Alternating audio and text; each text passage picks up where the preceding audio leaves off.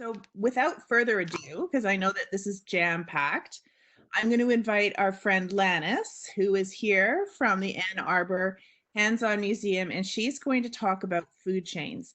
And I know this morning we talked about hissing Madagascar cockroaches, which we did. So they're all experts, entomologists.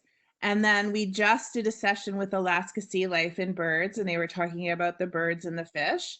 So we're going to extend that food chain. Yeah. So we have a lot of experts. So I'm going to turn it over to you, Lannis, and you might be surprised at some of the animals that are going to come and make an appearance. So over to you, Lannis. Well, thank you. That was a great introduction. I also know that there's a chat version for this too. I'm going to do my best if you guys have any questions about the animals or about food chains to answer as many as I can. I'm a little new myself to the chat app, so I'm going to do my best to navigate through while having animals out for you guys to see. But yes. Lannis, before you go ahead, sorry, we'll take questions like after 3 animals. That's perfect. Yeah, I'll pause in between a few here and there to make sure I get those questions. Yeah, sure. Yeah, and that way we'll make sure that we can save time for that too. Now, as I said, my name's Lannis, and I'm currently sitting in what's called our Critter House near the Ann Arbor Hands-On Museum and the Leslie Science Nature Center, all the way in Ann Arbor, Michigan. And as mentioned today, you and I get to explore the world of food chains. Sounds like we have some animal experts out there, which is great. I can't wait to share more information with you guys. But some of us may not have, or maybe it's been a while since we've heard of what a food chain actually is. So when I'm talking about food chains, what I mean is that we're talking about how living things interact with each other based on who eats who or who eats what. Now, what that means is that one habitat can have thousands of food chains because you have a lot of different living things living in one habitat. And today, the animals you're going to meet don't technically live in the same part of the world. We actually find these animals all over the place, but we can use them to talk about animals in general or living things in general, where we find them in the food chain, and better yet, why they're so important. Now we're building a pretty long food chain today too. I have a total of 6 different animals you're going to meet, and I'll do my best to get through them all so we can really see how they all connect. However, there's something that starts every single food chain that isn't even alive, but we see it all the time because it typically provides heat, light, and energy for all living things. What's that? It's the sun. Now, it's not a very sunny day out today, but the sun does provide that heat, light, and energy for not only us humans, but all kinds of living things. In fact, there is a living thing that relies on sunlight to make its own food. Now, we typically call those living things producers. Most of the time they're plants, things like trees, flowers, shrubs, grasses. They sit there with their leaves and they wait for the sunlight and other elements to make sugars inside their body. But then when we go up the ladder even more into our food chains, that's where we get to animals like you and me. We are called consumers. We like to eat stuff or consume items. However, in order to get our nutrients, we have to go find ingredients, or animals have to go hunt or scavenge for food. They can't just sit there in the sun and suddenly be full. So all the animals you're going to meet today, they're all consumers. Now, to start my food chain in the consumer realm, I have to think of something that would probably eat plants. Because if we started from producers working our way up the ladder, our first consumer is going to be only a plant eater. And I could bring something like an elephant or a giraffe or a horse. Sure, they all eat plants, but they're huge mammals. So they wouldn't help us with making a really long food chain. Plus, I couldn't fit them in this room. So I got to start pretty small. Now, some of you might recognize this first consumer that we have because we actually had a video about them previously. But this isn't an animal that lives near you and I. We actually find it in a very tropical part of the world. It's also kind of small, so I'll make sure to hold it up close to my camera. Let's see if any of you can identify our first consumer. Now, if some of you were participating in previous videos, you probably know what this is. This, my friends, is a Madagascar hissing cockroach. Yeah, I even see it in our chat. We can definitely tell it's a cockroach. However, we can also talk about them in general as insects. Insects are almost always found as first consumers in a food chain, not only because they're really good at eating plants, but because they're also good food for lots of other creatures. This insect is chock full of protein, meaning it has a lot of good resources inside its body for other larger animals that can't find protein anywhere else. Also, this insect's just relatively large. We'll bring him a little closer so you can see. He's not as big as my hand, but he's bigger than most insects we find in Michigan. But from there, what's cool is that because he's so big, he has a lot more protein than most other insects do too. Now, we also can use insect body parts to classify him as it. You can see these two little hair-like things sticking out of his head. Those are his antennae. All insects have two of them. 6 legs if he starts to walk around. And sometimes when we put him in the light, he's actually very shiny. That's because you're seeing his exoskeleton, his bones on the outside of his body. And he makes sure to keep them nice and clean. However, we got to talk about how this guy eats. Because as a first consumer, while he's a plant eater, he actually eats some specific kind of plants, primarily dead plants. Now, I know some of you might be saying, ooh, or icky, gross. But for a scientist, we usually stroke our imaginary beard and we go, that's very interesting. What an interesting animal you tend to be. And that's because this cockroach acts like nature's cleanup crew. See, he takes things like dead organic material that most animals don't eat. And then the best part is he can turn it into soil for other producers, other plants to be able to grow. Then when they pass, he can eat those too. So he also has a little recycling program that happens. Earthworms are another good example. Even large scavengers help with that process too. Now, every animal you meet today also has a way to protect themselves, because when you're really low on the food chain, that also means that you're a prey item or you get eaten a lot by other animals. So you have to be able to find a way to protect yourself.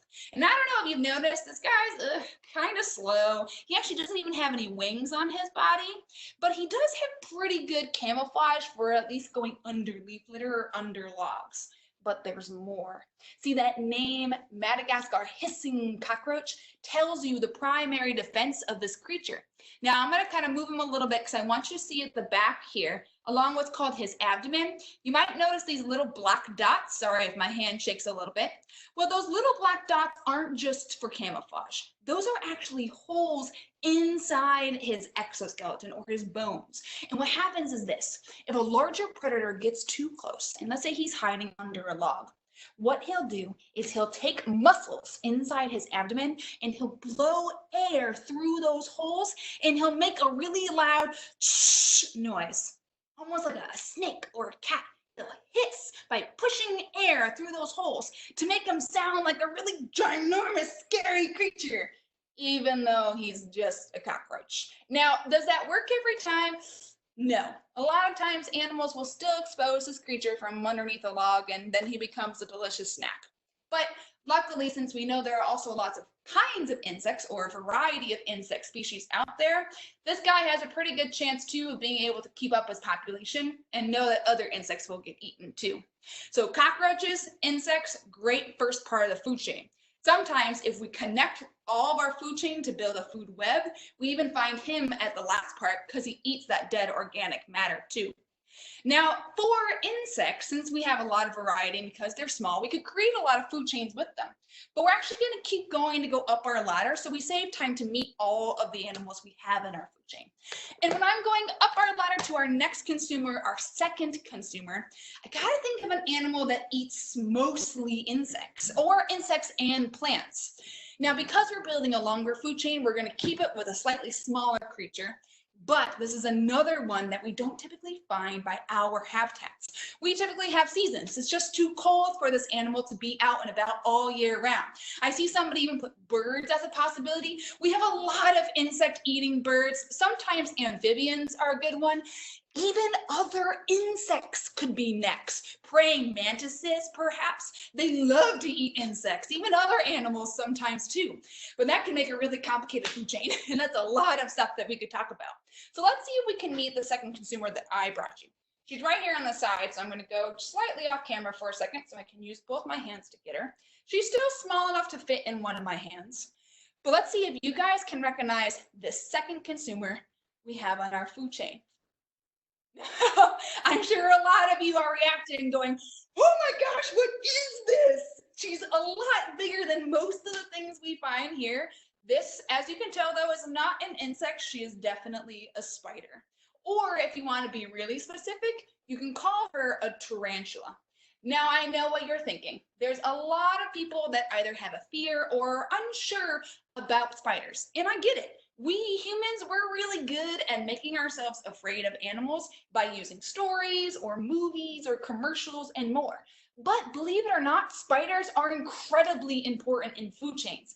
In fact, I've actually met people that put spiders in their houses on purpose to get rid of insects that eat their food, like fruit flies or ants. Sometimes you can even put spiders in your garden to get rid of the things that eat our food so you don't have to use chemicals on it too. Now, the kind of tarantula I have, since I told you she's not really native to where we live, she's called a Mexican red-knee tarantula. You can see kind of the reddish spots that run along her exoskeleton, her bones, and this is about as big as they get. Tarantulas are the largest kind of spider that we find around the world. And the really cool thing about this spider is because she's big, you can see a lot of the physical features that help us as scientists identify spiders. For example, if you watch her walk, you can see all 8 of her legs. However, she's facing towards the camera now, so I'll keep her in front here, because sometimes there's a feature that's called mini hands or foot hands. They look like small legs, but they're really there to help her sense her environment and be able to hold on to things like food. So she doesn't have 10 legs, she only has 8. She also has 2 main body parts. You can see the big abdomen here. Looks like she's about to molt soon or shed off her exoskeleton. That's why she has the bald patch there. It's kind of silly. And then kind of her head and chest are combined. Now, spiders, how they eat though, this is where things get interesting. Because if she's going to eat an insect, spiders have a unique way of being able to actually get their food inside their mouth. For example, this tarantula only has 2 teeth. That's it. There's no way she could chew her food like you and I as a human. But since she only has 2 teeth and her mouth is so small, she can't even swallow her food whole, she has to use something else. Now, all spiders, every spider on the planet, including the one that I have in my hand, has venom. But they need venom. Remember this. In order for this animal to eat, she has to use venom. Without it, she would starve. So what she does instead is she actually has venom inside her teeth. And when she catches something like an insect, she'll boop, put the venom inside her food and kind of turn it into a smoothie. She actually has to drink her food in order to eat it. It's like if we had a mac and cheese smoothies every day for lunch, which might not sound appetizing for a human, but insect smoothies, great for spiders. This is also a trapdoor spider. We kind of call her a lazy predator, or if you want to be really fancy, an ambush predator, because what she does is she builds a web on top of the ground, like a piece of wood, or perhaps say a leaf litter, or maybe a rock, and she'll go underneath it, and she'll sit there and she'll wait. And she leaves parts of her web attached to her toes, so she feels little animals and the vibrations as they move along her web. Then what happens is she'll come right up, grab her food, and eat it right off the bat. Her web isn't that sticky, so she doesn't save food for later. She eats it right away, which makes them great insect hunters because they can eat as often as they want to. Plus, there's a lot of variety of spiders out there too. I saw in some of the chat comments too, a lot of you are noticing she's very hairy, and it's true. Not all tarantulas are hairy, but the species is. It kind of acts like Whisker somebody was talking about too, and you are correct. She actually can sense using her sense of touch. She's able to feel what's around her. She does have 8 eyes, but she can't actually see very well, but there's more to it than that. Just like our hissing cockroach that had a ability to make noise to scare other animals, she actually uses her hair to protect herself. See, these hairs are really stiff, and if they get into some animal skins, it's actually really itchy. So what she'll do sometimes is she gets nervous or needs to protect herself, she'll actually flick hairs off of the back of her body, and they'll get into an animal skin and they'll start to itch a lot and try to get those hairs out, and that gives her a chance as a distraction to go and run away and find a place to hide. Because remember, she's only our second consumer. So we have a lot of other predators, even to spiders this big. All right, spiders are second consumer. Roaches are first. Excellent insect predator. Make sure you say thank you next time when you see a spider because you know they're taking care of insects we might not want or need around our human spaces. But now we go up the ladder to our third consumer, our options get a little more slim because this is a relatively large spider. So we could think of animals that eat any kind of spider, insect, maybe even plants too, because typically as you go up on the food chain, you start to get animals that can eat everything below, not just the one step below too. I see bear, that's a good example, although then our food chain would end because bear is a great top predator. It's a good idea though. I actually like how people are thinking of different kinds of animals. Now, the next animal that I'm going to bring, we might be familiar with, at least here in Michigan. It's pretty common around us in our springtime. But for me to grab this animal, I actually have to wear gloves. And not for my safety, though. I'm actually wearing gloves for this animal safety because there's something on my hands that can make this animal sick. Beware, too. This animal has by far one of the cutest faces of any of the animals that we've seen. Let's see if we can talk a little more and investigate our third consumer. Ta-da! Now, I know, right? Her face is super adorable. You might also be thinking, whoa, it's a frog, or oh man, it's a toad. And you know, if you said frog or toad, you're technically both right.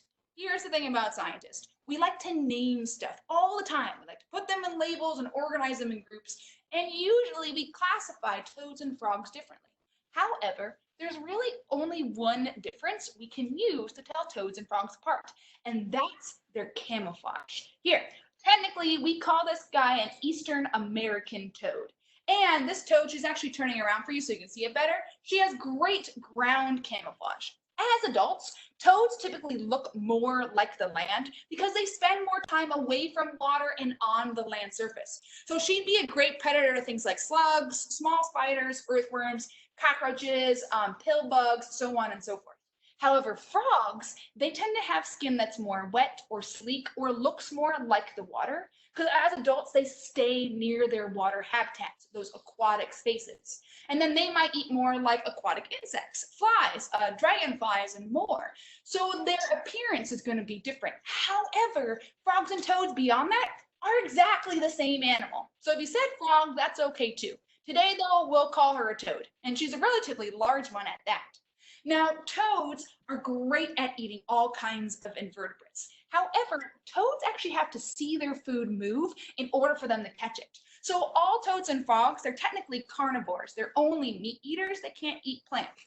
Tadpoles or baby frogs and toads, however, are different. They only eat plants, sometimes even dead or decaying plants in the water. So sometimes we have to look at a frog and toad's life cycle to really tell where they could be in the food chain. The other cool thing, though, is that this toad is, yes, relatively bumpy. You can see the bumps along her body. She, though, has two main bumps. I'll see if I can turn her a little bit so you can see right behind her eye. These two large bumps that hang out just behind her eyes, and that's her way of defending herself. What happens is there's a liquid inside there. We call it a bufotoxin, which is kind of like frog poison. And what it is, it looks a lot like milk, but it does not taste like milk. In fact, it smells and tastes like a dozen rotten eggs.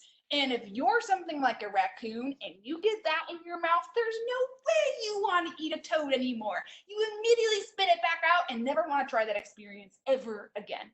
Now, I'm wearing these gloves because this animal is an amphibian. And what happens with amphibians is they're great at soaking in things through their skin. They actually drink water using their skin. However, what that means is that anything on my hands can also soak into this animal's skin and make her sick.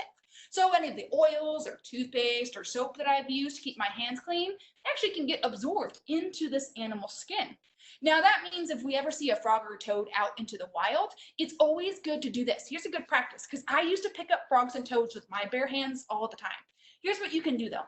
If you see something like an amphibian, a frog or a toad, or maybe even a salamander, here's what you can do. If it has to be moved, you want to get your hands really dirty. You want to cover your hands up with dirt or soil or mud or wood chips because that kind of acts like nature's glove. It protects all the stuff on your hand from getting into this animal's skin and making her sick. So from there, since I know not all of us will carry gloves with us wherever we go, there's a great way for you to be able to do so. These also are not latex gloves, so they don't have anything on the outside or powder, which is why we use these gloves specifically for handling the amphibians. All right, I'm going to pause for a second because we want to make sure we saved times for questions. I saw one question I'm going to save till the very end, but I'm going to put our tote away so I can have my hands, and I'm going to try to go through some of the questions I see. I see a couple people that are talking about our gloves, which is great. I had somebody that asked a little bit about how in the world could that toad eat that tarantula, which is a great question. That's the one I'm going to save for the very end. And then we have one that's, are there frogs in Nunavut, or anyone who lives there, do you know? That's a great question. And oh, I was asking because I know we have some friends that are connecting from Nunavut, and I just wondered if there were frogs and toads up there. you know, there are a couple species, and I don't remember the name, that they've actually found in the Arctic. So I'd be curious too. I'll let folks actually, if they are from Nunavut, that'd be awesome to put that in the chat, because I don't know for certain what kind of frogs or amphibians you might find there. But that's a really cool idea, especially because we have so many different species from around the world. These toads, like I said, are common.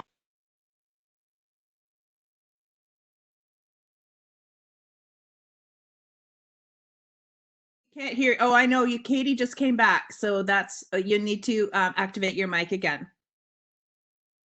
There we go. Now you can hear me. Okay. So maybe if you guys can type your questions in, Lannis can answer them. But Alice, yes, do not kiss that toad. No. I have a lot of good reactions in this one too. That's great to see that you guys were really into, especially our spider as well. If you are still thinking about your questions, that's okay too. What I'll do is I'll go ahead and we'll bring out this next animal, and now's your chance if you want to type in those questions, because I do want to get to the one where how in the world could this tiny toad eat that tarantula? Here's the thing, and technically you're right, toads can really only eat things that are as big as their mouth. They can't stretch their jaw out like some animals can.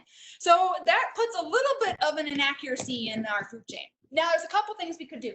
I could go around the room looking for a smaller spider. The problem is that we probably can't see it very well because it's going to be so small and they're super fast. So let's try a different technique. I think I have something that'll help us out.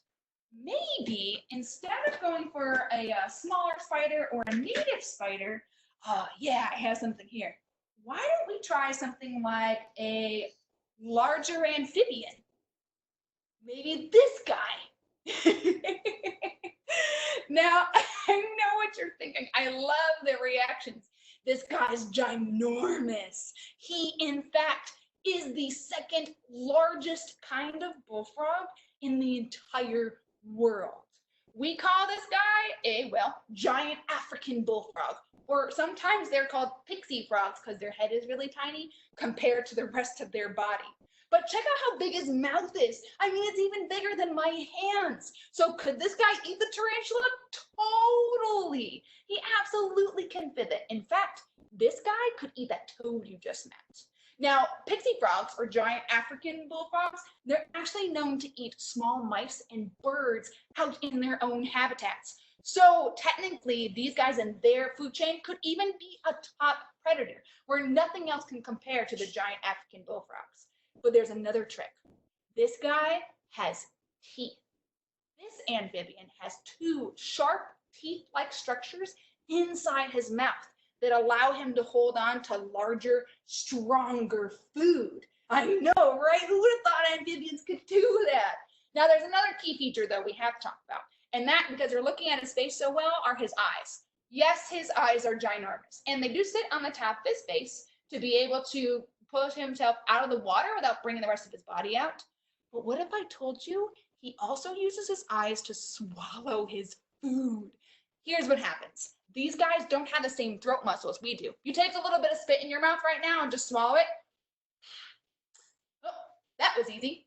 See, we have a lot of complicated throat muscles that help us swallow different solids and liquids. This guy doesn't. So he actually takes his eyes and he pushes them down his throat, and he pushes them down to help swallow his food. He actually has to push his eyes down to push food down to his stomach. It is a superpower. You're totally right, Molly. It's amazing. And all frogs and toads do that. If you ever see a frog or toad out in the wild, there's actually great videos of it too on YouTube. They can show you almost in slow motion how suddenly their eyes magically disappear. Don't worry though, they pop right back up in the same spot. They have extra muscles in their eyes to be able to do so. The reactions, guys, in your chat are priceless. I love how engaged you guys are being. Now, this is a tropical species, which is why he's able to get to be so big. He's a Central African species, so he lives in an area where it's pretty much 70 degrees and sunny all year round. We in Michigan, we do have bullfrogs, but they're nowhere near the size of this guy. So, giant African bullfrogs, great next consumer. Now, let this guy take a break because we still have 2 more consumers left. And this is where things get a little bit tricky because both of the consumers I have left could be something called top predators. What that means is this: these animals are usually found as the last consumer in a food chain. Now, it doesn't mean they're the biggest animal though in that habitat. It could mean that they have some kind of feature or adaptation that helps them to catch their food. Maybe they're the fastest. Maybe they're able to camouflage better, be more sneaky in a way. And while these animals are a little bit bigger, doesn't mean they're top predators in the food chain we have, especially for this next animal. Where it lives, yes, totally on top of the food chain. For our food chain though, because we still have 2 consumers, it's still on the lower end. It does have a great adaptation though that allows it to eat food much larger than it. I see somebody actually put some of the great adaptations that those animals can have in the chat. Claws, jaws, and paws, great rhyming there, are actually all great ones. Things like birds of prey, like peregrine falcons, their speed is basically their biggest adaptation. They can dive in the air over 200 miles an hour. And yes, sometimes it's just being large allows you to eat everything else in your food chain. All right, let's take a closer look though at our 4th consumer that we have. Now, I bet a lot of us probably know what kind of animal this is. His body's a little bit longer, so I'm going to give him some time to adjust on my hand here. There you go, sir. And now you guys can see his face really well. First things first, this guy is a snake. And while he's not the biggest snake out there in the world, this is considered to be a constrictor, or a boa or a python are in that constrictor group. Technically, the specific name of this animal is called a royal python. Otherwise, we sometimes know them as ball pythons. And what's cool about boa constrictors is they're chunky. Not that they're fat per se, they just got a lot of muscle power. He too, you might notice, isn't very fast as a snake. That's because, like our tarantula, he relies on food coming closer to him, and then he'll grab or ambush and grab onto that food, and then he uses all this chunky muscle power that he has in his body to be able to squeeze or constrict, or we say asphyxiate his food, to where then he can just easily swallow it whole. And because his whole body, is just a bunch of muscles, he's able to do that effortlessly. It also allows him to balance on my hand really well too. Now, a couple snake features you're noticing. One, if you can see it on the camera screen, depending on the video quality, you can see that his tongue is sticking out kind of at you guys. It's not to be silly. Snakes actually just smell using their tongue. And right now he's in a space that he's pretty familiar with. So he's just flailing his tongue out in the breeze, sensing the environment around him. Snakes do that though because they taste the air first with their tongue, then they bring it into their mouth, and then there's something in their mouth that acts like your or my nose, and it processes the smell of the air by tasting it first. Our taste and smell senses are kind of connected, just like with the snakes, so it makes sense that he can use his tongue for that too. But this guy is a great rodent eater. They're excellent predators for things like mice, rats, moles, voles, but we had a giant bullfrog as our other animal below this guy. And while that bullfrog is big, snakes, especially different kinds of constrictors or pythons, could totally eat that bullfrog. But I don't know about you, rabbits, yeah, it's a good one too. Great suggestion. I want you to look at this. This guy's face is super tiny. Look at it as compared to my hand. It's so small. Now, I'm going to try this out too. Somebody out there might know how this snake with such a tiny head can actually eat something as big as that bullfrog? I'll start explaining it in the beginning, but I'm gonna see if someone in the chat wants to actually be able to answer that too. Go ahead if you'd like to. The thing is that, yes, he has a lot of muscle power, and sure, he could squeeze his food to make it smaller. Aha, I have something that says flex jaw. You're absolutely right. Here, if you're at home or you're able to do this, try this. If you hold on to your chin as a human, I want you to try to open your mouth as big as you can while holding on to your chin. Ready, go. Ah, ah. Ooh, my jaw popped there. Ah, ah. Oh, man. Now, I don't know about you, but the longer, if I try to move my mouth as big as I can, my chin kind of stops me and goes, nope, that's it. You can't move your mouth anymore. Our chin connects our jaw bones together on the lower end, so we can't actually expand. But for this snake, he doesn't have a chin. In fact, what happens is these guys have a line that runs underneath where their jaw and their chin should be to where they actually can unhinge their jaw and stretch their mouth out and around their food, sometimes 4 times the size of their face. Then they have a lot of muscle power inside their mouth and around their neck, and they can kind of smoosh and push the food down into their throat. Sounds like a lot of folks were able to notice, yeah, they can unchin their jaw. It also stretches too, things that line that runs down their face. Cool observations for that. And actually all snakes can do that too. No snake really has a chin, so it's not just specific to constrictors or pythons. This python too is actually considered to be royalty. We said the name was a royal python as well. And that is because farmers in the area where this guy lived love snakes, mostly because they take care of the rodent problem. A lot of rodents, we know too, if we grow a lot of our own food, they eat a lot of our crops or they can damage our agricultural industry. But if you have a snake around, or a barn snake or a barn cat, I guess, then it takes care of your rodent problem without you having to use chemicals on your crops or worry about your food getting eaten. And so from there, snakes are actually prized or honored in the agricultural industry, like some other animals like bats, or as we said, some felines too. Okay, we are down to, or I should say up to our top predator in our food chain.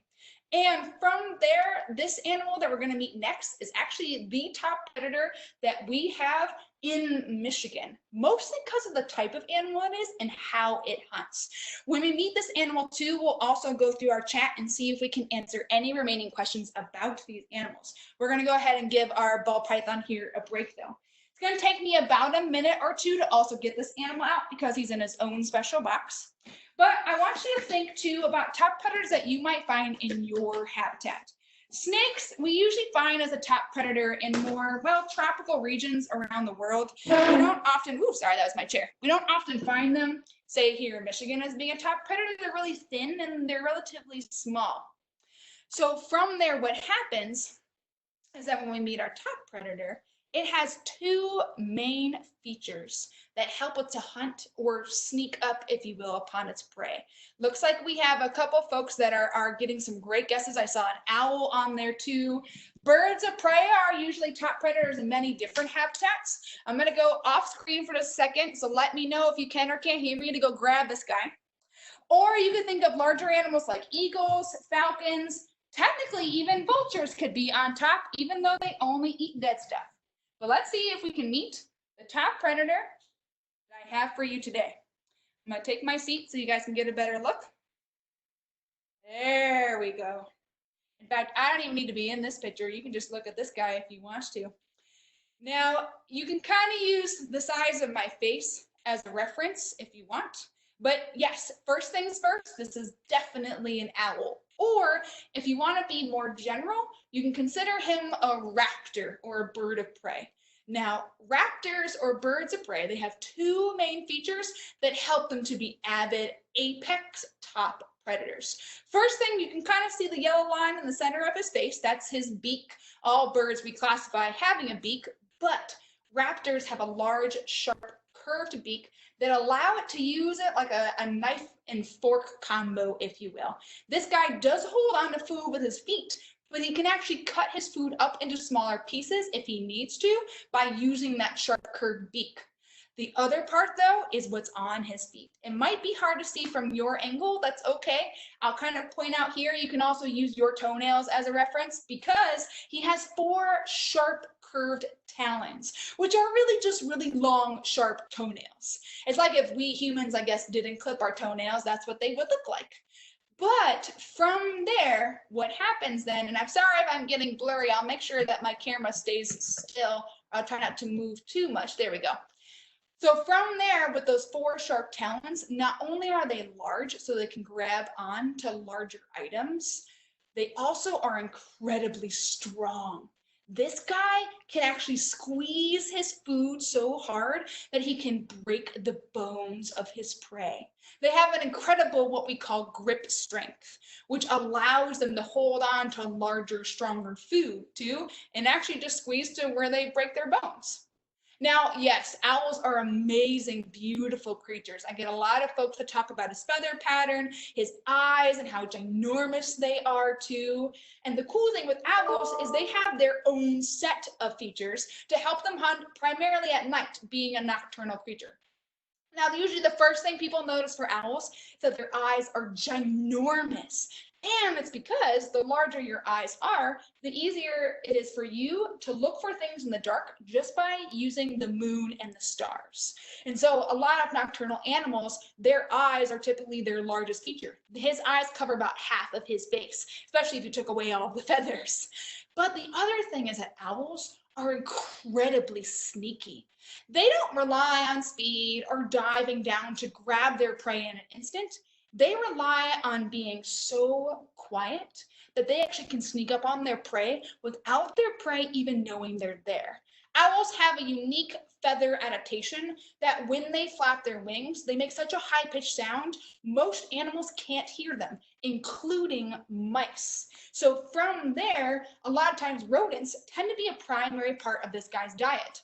However, this kind of owl is called a barred owl, B-A-R-R-E-D, and he's known for these bars or these stripes that run along his stomach. And this guy also lives in swamplands, so he's known even to catch things like fish, crawfish, frogs, toads, snakes, you name it. Now we're going to pause for a second because I saw a lot of cool reactions and questions about owls or attack predators in general. I have one here about settling a debate. Do owls make sounds like hoot or twitch too? Funny enough, only a few kind of owls make a hooting noise. We in Michigan, we have an owl called a great horned owl. That's kind of like your signature hoot noise. If you had to think of how owls sound, this guy though, he makes a sound that sounds like the words, who cooks for you or who cooks for you all.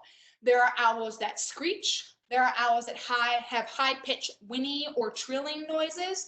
There's even an owl called a barn owl that sounds like a person screaming. So many of their calls vary based upon the species. And if anybody goes out on a night hike or goes what we call owling, they usually go and listen for owl calls rather than looking for the owl, not only because it's dark, but just because they're so well camouflaged too. This guy has excellent camouflage, tree camouflage or bark camouflage, if you will. Ooh, do owls turn their head 270 degrees? You got it. The thing is that owls can tilt and twist their head in a bunch of different funky directions. He's kind of doing it a little bit, and he looks kind of like a robot when he does it. But owls can't turn their heads all the way around. They can see all 4 directions, but they can only twist their head 3 out of 4 ways. However, this owl can tilt his head upside down and backwards, so he kind of makes up for it in a way too. A great way to be able to look at your food or something that's really interesting for you. Ooh, kind of like that. Nice work, dude. Good timing for that.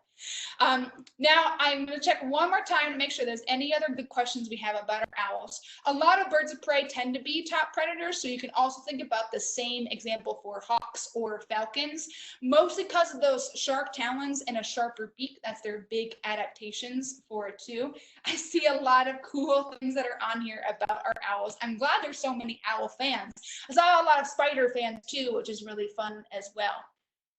However, if you end up having any questions that we don't answer today, or if you're curious, you're also able to reach out to either the Leslie Science and Nature Center or the Ann Arbor Hands-On Museum. Oh, yes, we mentioned it a little earlier. We had somebody ask what kind of owl species this is. This is called a barred owl, B-A-R-R-E-D.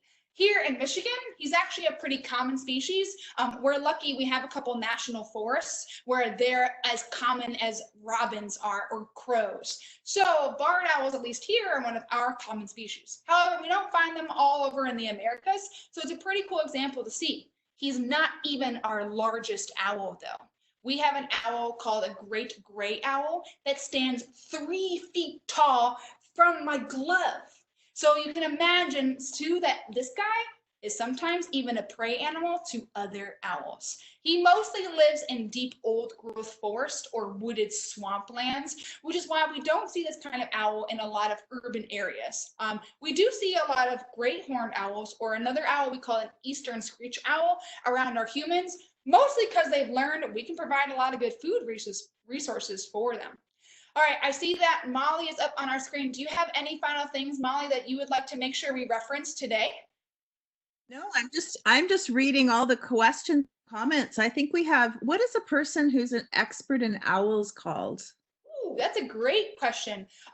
There isn't one specific to owls, but there is one specific to birds. We call them an ornithologist. There may be something called an ornithologist that specializes in birds of prey or specializes in certain species, but typically we just classify them as an ornithologist or a study or a scientist of birds. And that way they have more of a general realm to think of all kinds of birds, not just birds of prey.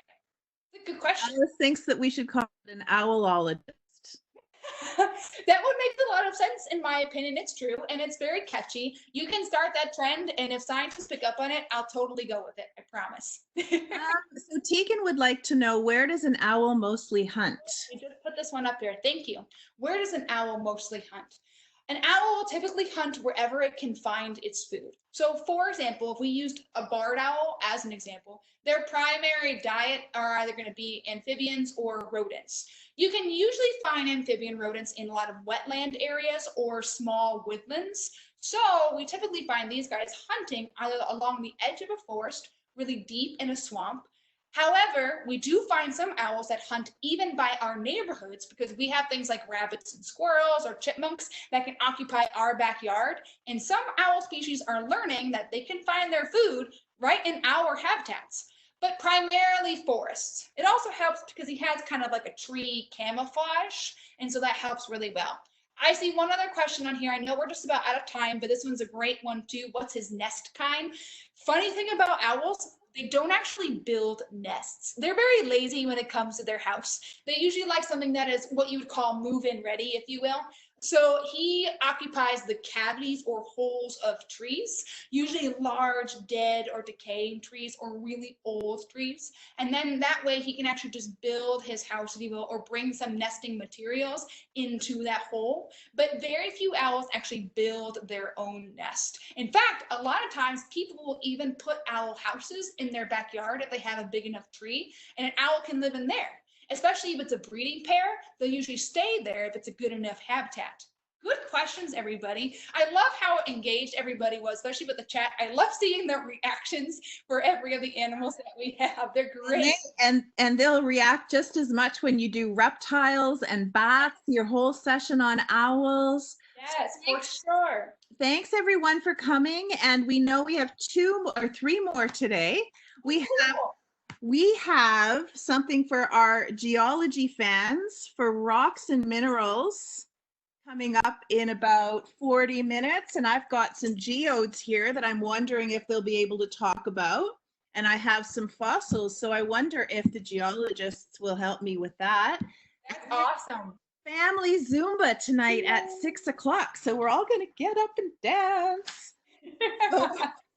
It will be wonderful, and thank you. I think the students just love this session. Even at Connected North at school, we love you, Lannis, and Connected North at home. This has just been great, and thank you for going into work for us today. You're welcome. This is so much fun for me too, so I'm glad I had the opportunity to hang out with you guys. Thanks so much for watching our program. We hope to see you guys for our other animal programs later next week.